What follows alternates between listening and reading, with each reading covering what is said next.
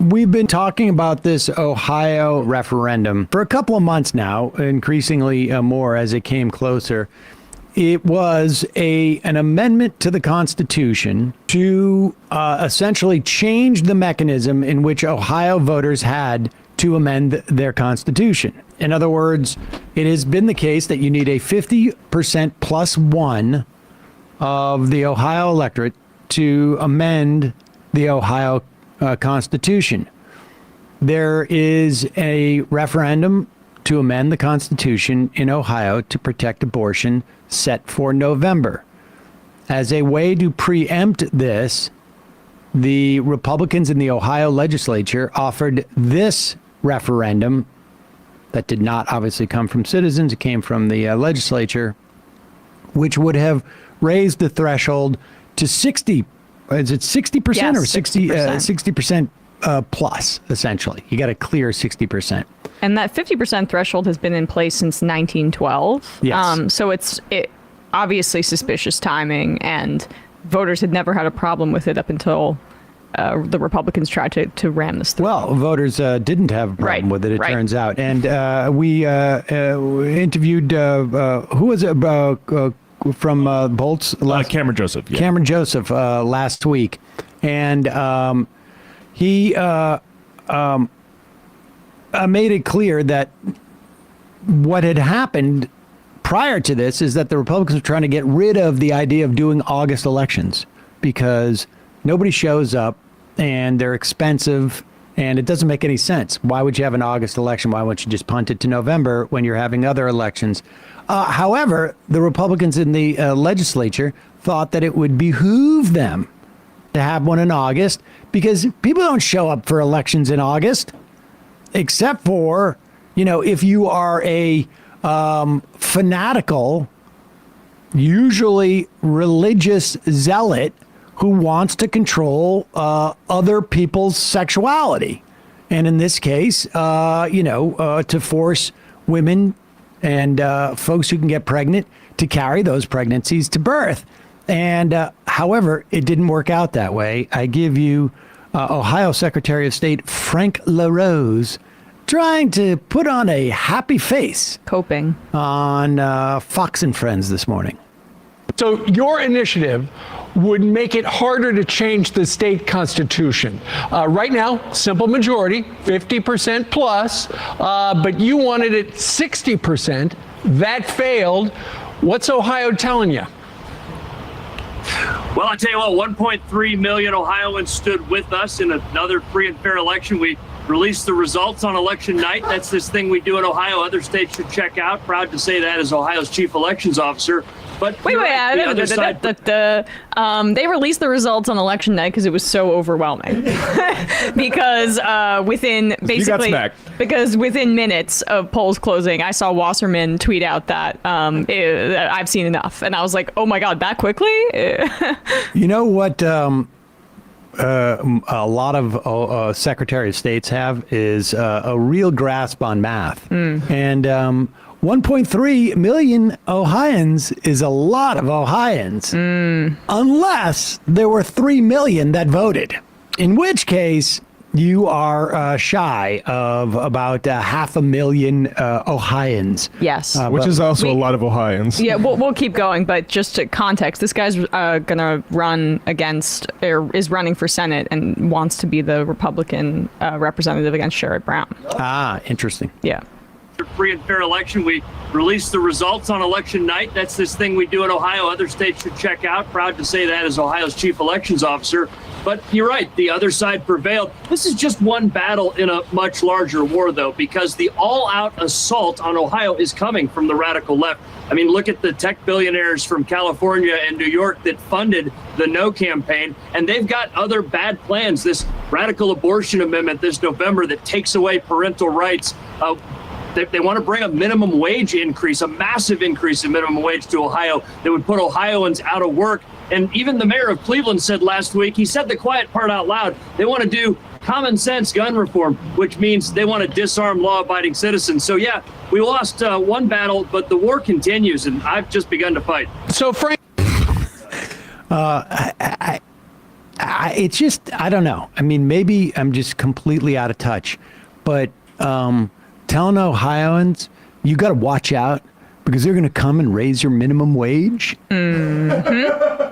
Well, you're letting the mask slip a little bit there when you know who he's truly representing is like the business elite or the small business owners. What does he mean when he says tech billionaires or whatever? Bro, like, look at if you're concerned about that, JD Vance is a Peter Thiel guy. Like, but they're not. I mean, I know they're not, yeah. Like the reality is that the Republican side was the one benefiting most from this out of state money. There were billionaires. Dick Uihlein. Uihlein is right. I flooding the zone for this. Donated more than $5 million to this particular referendum, or not the referendum campaign, but the efforts to change the state constitution. Oh, and they were getting robocalls from everyone from Carrie Lake to Mike Pence. I mean, they really flooded the zone. I think there was like slightly more money for the Vote No campaign, slightly. But I got news for you. There was not 57 to 43% more money, right. Not even remotely close. 3 million people, just to put this in context, in the 2022 election, granted an off-year election, J.D. Vance beats Tim Ryan. 4 million people voted. In this election, 3 million. To have like that number of people come out and vote on a random August day is pretty stunning. And so, yeah, it's going to be interesting to see what happens when the radical left raises the minimum wage in Ohio, or when they try and, I mean, I think you're going to start seeing a lot more of these referendums. And in fact, in Arizona, literally yesterday, as the results were coming in Ohio, there was a submission for a constitutional amendment in Arizona to protect abortion rights there. I think they have a ban on abortion now that's like a 12-week, I think it is. Maybe it's 16-week. I'm not 100% sure off the top of my head. But in Arizona, that vote theoretically would come up in 2024 in the general election. And that is both great strategy from a general election strategy and for a strategy for beating Kristen Sinema and Carrie Lake, who are going to be running against Gallego for senator out of Arizona. It's also a great strategy because Arizona is one of the swing states that's going to make a difference in the presidential election. And it's also a great strategy because all of that electioneering is also going to help if this amendment gets the signatures and is worded in the proper way, is going to help protect a woman's right to choose, or a person who can get pregnant right to choose to end their pregnancy, as opposed to be forced to give birth in those situations. So this is really encouraging, in an otherwise bleak, bleakness of climate change and whatever it is of the judiciary shutting down student debt relief and whatnot. But this is Ohio voters came out and made a very, very large statement last night, or yesterday, I should say. Let's talk just a little bit more about the Ohio issue one, which was ostensibly about raising the threshold for citizens who are voting on an amendment to the Constitution. It was in part, or a large part, was to prevent the citizens of Ohio from voting on an amendment to protect a person's right to choose whether they will maintain a pregnancy through to birth. But the Republicans in Ohio also know that the radical left wants to do things like raise the minimum wage for the first time in, what is it, God knows how many years in Ohio. Decades, I think it is. I'm not sure. They want to do other crazy ass things like that, like protect people's rights. The money there was more money in there to defeat this ballot measure than against, but it wasn't a huge disparity. But what's really interesting is the means in which they advertised. I just sent you a tweet, Bradley, in the look at like some of the mailers that they were using, because again, you know, one of the issues that we've been told is that the reason why you should not hesitate to weigh in on the conservative generated attacks against trans people is because it's a losing issue for Democrats and et cetera, et cetera. This is just purely an electoral calculation. Now, without litigating the question as to whether you should determine your, protecting people's civil liberties should be a function of an electoral calculation, okay? Putting that aside, and if anybody sort of errs on the side of not being a moralist, it would be me. But part of my politics are you try and protect the most marginalized and really the politically weakest people in a society, because that ends up being the baseline for everybody. But putting that aside, let's just look at the question about the political salience, again, of the right-wing transphobia hysteria. I don't even know what else to call it. They spent $50 million in Michigan in 2022 pushing transphobic advertising, and they got decimated in Michigan. And then, I mean, they're so pathological about this. Here is, you put this up on the screen. The pro-issue side, oh, I'm sorry, just hold off on that. Let's see the tweet here. The pro-issue one side throwing his absolute slop against the wall and hoping it sticks in the closing days. This person says, sad part is it will work on some folks. They were wrong. Well, maybe it did, but it didn't work on many. Not enough, yeah. But put this up here. Your toy dog is cute, but it can't keep you safe. It's shocking. What? And right. Radical liberal special interest groups are trying to hijack Ohio's constitution to impose. There's a picture of a drag queen. Radical trans ideology in our schools, sex change operations for kids without any parental involvement, abortion on demand even in the 40th week of pregnancy, destroy the rights of parents to protect their own children. I mean,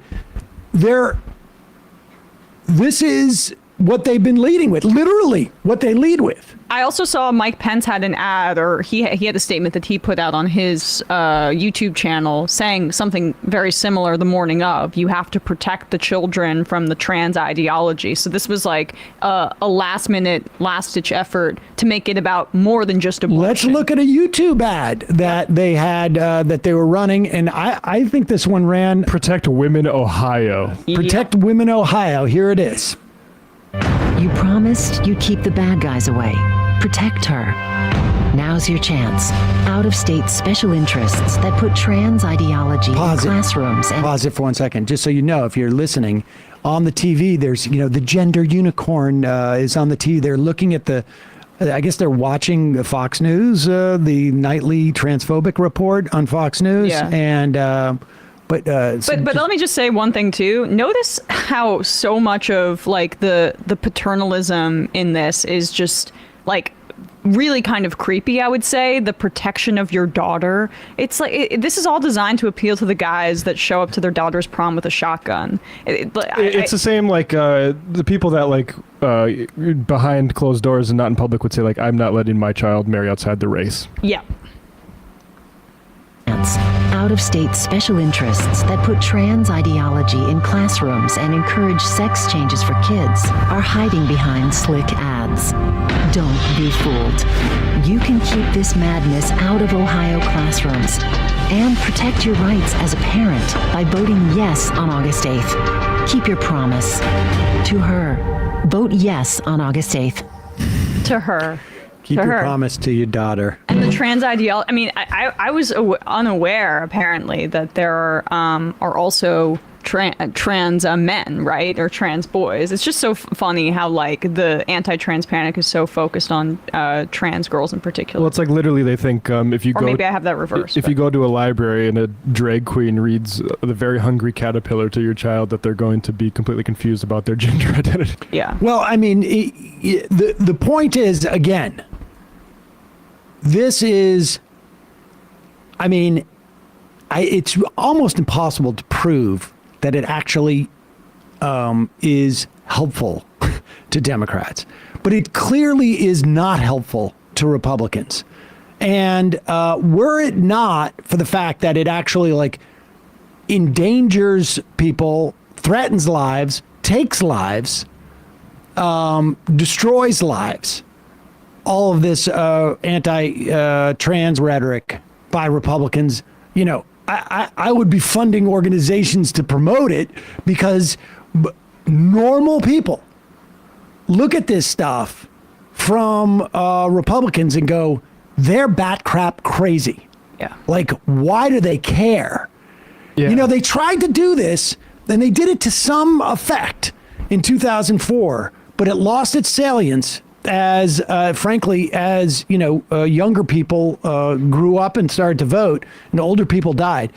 They tried to make people scared of marriage equality by saying it's going to destroy your marriage. That, I mean, and it's such a reach here. Like, okay, is it really going to destroy the institution of my marriage?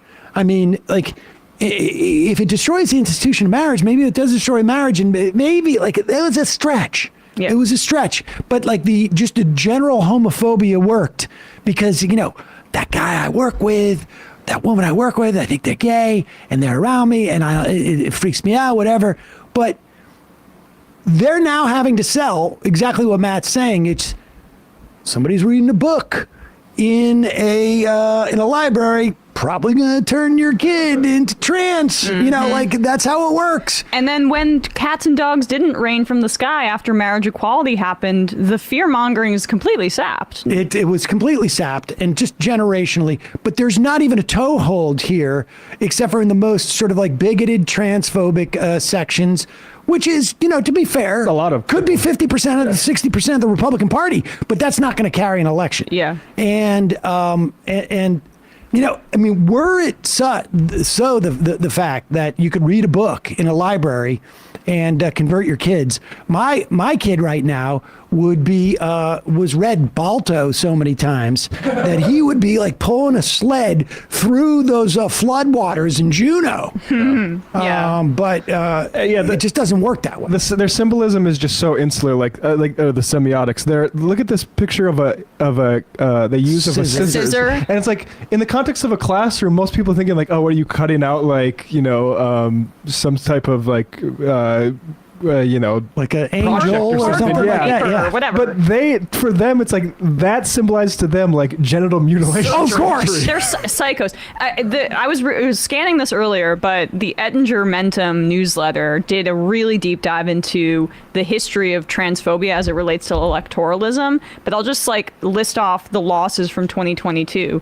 Tudor Dixon was transphobic. Whitmer won in 2022. Evers, his opponent Tim Mickles, was ran on like wokeness and in part, and trans stuff, lost to Evers. Mastriano lost to Shapiro. Dr. Oz lost to Fetterman. Cortez Masto won. Katie Hobbs defeated Carrie Lake. I mean, Mark Kelly defeated Blake Masters, on and on and on. There is just not the evidence there to support the fact that trans issues are in any way translating to electoralism for a negative, for the Democratic side. So when people say that, just know that it's like them thinking that it's a little weird and then projecting that onto electoral outcomes, which has like really no bearing on larger statistical trends that involve like millions and millions of people voting. It's just not translating. It's one thing to speculate how stuff is going to land in voters' ears. It's another to speculate and completely ignore every single data point. Mm-hmm. Yeah. I mean, and it is not as if like you've got Democratic lawmakers going out there and passing laws for people to be mandatory trans. Everyone has to be they, them until 6th grade. Exactly. Yeah. Exactly. And look, again, like there's you've got the AMA, or the American Pediatric Society, is both affirming the trans care as they have established the guidelines now for pediatrics, and saying we're in constant review. Yeah, which is exactly what you would want. Right. And the idea that government is going to intervene in that situation, I mean, I am open to the idea of having a single payer system and government intervening in the context of being in a position to evaluate, like, what's the efficacy of getting a colonoscopy at age 30 as opposed to getting it at age 40, and in what instances do you encourage a colonoscopy at those different ages, or a mammogram, or this type of treatment for that type of ailment, or this type of gender affirming care at this age versus that age in terms of outcomes. I mean, I am for more state intervention within the context of medicine, without a doubt, because it would be a more effective way to A, establish efficacy, B, make sure it's being done in the patient's best interest, as opposed to the profit incentive. But that's not what's being advocated here. It is a random, we're going to impose our social morality, our religiosity on other people's medical care via, I guess, presumably the government as a one shot. Like, we will use government to enforce our religious edicts, but not to provide any other services to the citizenry. That's basically what we're hearing.